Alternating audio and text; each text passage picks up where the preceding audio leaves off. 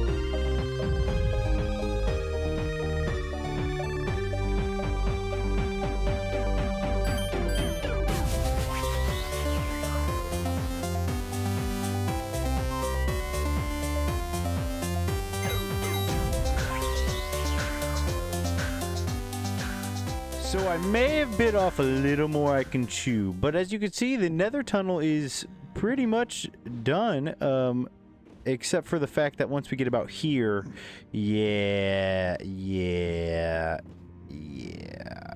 we still have quite a bit of a ways to go, but we got the rough idea laid out. It's nice. The biggest thing is some of the resources gathering is just going to take me forever. Like copper, easy. We can get copper pretty good. Like I'm pushing it out to here, and I'll explain that in a second why we're only going so far to an area. But I'm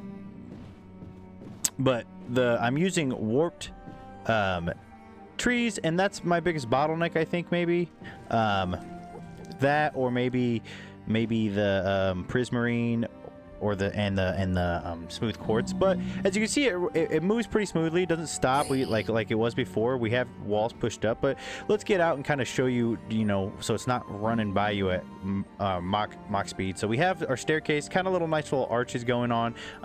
With the new stone slabs, you really get a nice, you can really get a nice vertical circle, almost a good arch going with that. Not slabs, shelves. You know what I meant. We're mixing warped, copper, prismarine, all the nice turquoise, bluish green blocks, all works together, and then contrasting it with the white and black of deep slate and smooth quartz. But we have the ice. We're probably gonna just we either put warped buttons down or we stick with the stone buttons, because I don't know why deep slate doesn't have its own button variation, but it doesn't. Should. So I'm thinking probably the warped. I think it'll look pretty good there. But as we run through, we have bone blocks up top as just a different white. And as you can see, we're alternating between the copper lanterns and the soul lanterns, just to give it a little bit of broken up. And then the chains vary as well. Again, just to break it up a little bit so it's not the same thing. Once these oxidize, it'll look a lot better. I think the green matches the darkness of the black chains, or the normal chains, a lot better. So yeah, like I said, once it oxidizes, they'll look a lot better. And that also brings me to the next point. Like, we keep it blue, or I had these just laying around. Should I have some of these like slightly oxidized as we go through, so it kind of maybe looks like nether fire or nether colors are leaking through into my archways? Guys, let me know in the comments what you think about that idea, because it could look cool. I'm still not sold on it at the moment, but the biggest thing is that it works. Even incomplete, I can get into the boat and go pretty much all the way down without getting stopped on the edge, which is nice, which is what I was kind of going for the first time. We had a little bit of lava spills when I was mining out the nether rack. But the reasons why we only went from here to the other section is because I want to make these areas by the portals kind of mimic what is the portal's going to be. Like, this is my attic and my first base, my starter base. So I want to make that my make it look like attic-y. And then we get out here, I got to figure out how I'm going to transition it, but we have the villager trading hall, so maybe we do the villager trading hall. And at some point we need to make an actual nether hub, like the main center, and I think I know where I'm gonna do that, but right now we're just not there yet. But yeah, so that is why they not match. But everywhere else it'll be these tunnels, because I think these tunnels look pretty good as a nice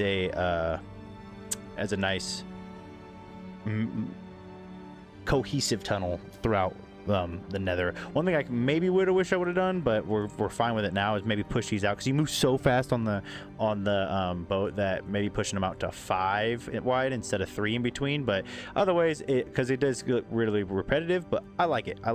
But guys, let me know what you think of this building, or these tunnels, or this in the sewer. We're kind of a little bit delayed by a few months on this video from the last one. Definitely just got busy with life, but we got it out. It's done. We're still here in this world. We're still cooking. But let me know what you think of the building done today. In the next episode, we're gonna do some more building, because I have a mess at what is my quote-unquote industrial area. So we're gonna make it look a little bit more uniform, hopefully. So that is on the docket for next episode. So if you guys did enjoy this episode, please make sure you hit those like and subscribe buttons down below. But that's all I have for today. So until next time, guys, peace.